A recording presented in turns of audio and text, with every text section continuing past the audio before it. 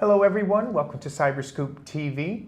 Greg Otto, your host here, and we're talking about open source data analytics today. And I'm talking with Henry Sowell, the Technical Director for Hortonworks Public Sector. Henry, thanks for joining us today. Thanks for having me. So let's talk a little bit about how the data processing landscape has changed from traditional data warehouses to more contemporary platforms. How do you see that advancing what agencies are doing with cybersecurity? Sure. Yeah, I think you have to think about kind of where we came from and the things that we're coming into now. So a lot of data that previously occurred was transactional and very simple, right? They stuck to a certain number of fields that everybody understood. And then what's really happening in today's day and age is that there's a lot of different types of data. There's unstructured. There's things that it's traditionally more difficult to process. And so in contemporary landscapes, you really have to be able to be flexible enough to handle that.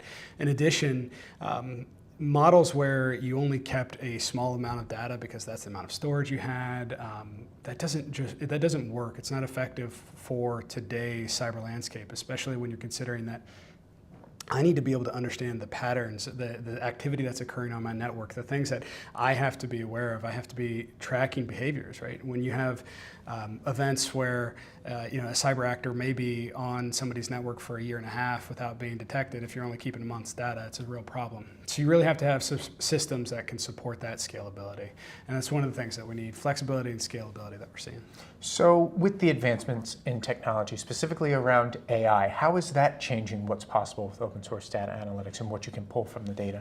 Yeah, fantastic question, right? Because again, where the traditional model has been a rule-based system, right? Where it says, hey, if you look like this kind of bad guy coming into my network this kind of way, then I'm going to detect you and I'm going to alert you.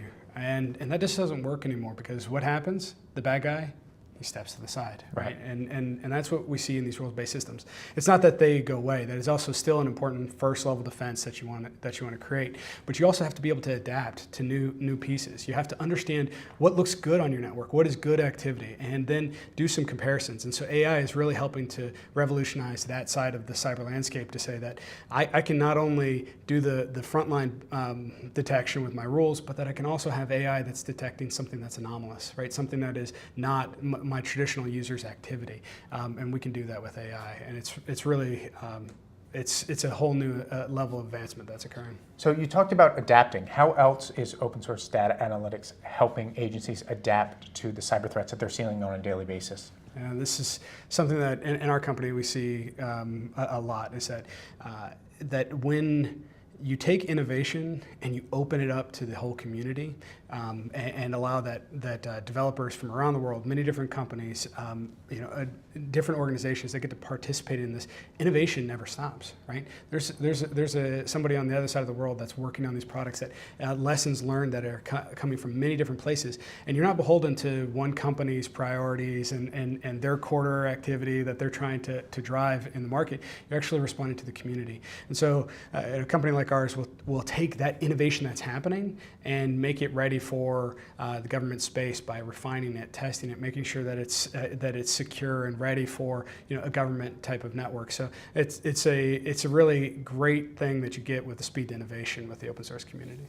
So finally, how can all of this, the machine learning, the AI, and the adaptability of what your platform presents, how can that help agencies get to a defense in depth posture? Yeah. So kind of piggybacking on the things that we were talking about earlier, right, where they have to be able to integrate within their existing systems, right. the traditional methods that they've done, their operation centers. They've got to be able to run with that. But allowing yourself to adopt a flexible platform that's open, that allows you, one, to integrate with a lot of existing tools, but that allows you to be flexible and risk adverse to new and greater innovations that are occurring. So you come in, you adopt these platforms for machine learning and AI. There's a lot of interesting pieces that you can get there, right? One, sharing with other organizations, right? The flexibility of that platform, because it's open, You don't have to go and say that the next organization has to spend some huge amount to be able to go test what's out in the open source community. What you can do is you can have innovation that occurs within even your own government facilities, because they're able to test the same things and provide input to you. So it's an interesting place for the government to be working in. Great. Henry, appreciate your insight. Thanks for joining us today. Thank you. Appreciate it. For CyberScoop TV, I'm Greg Otto. Thanks for watching.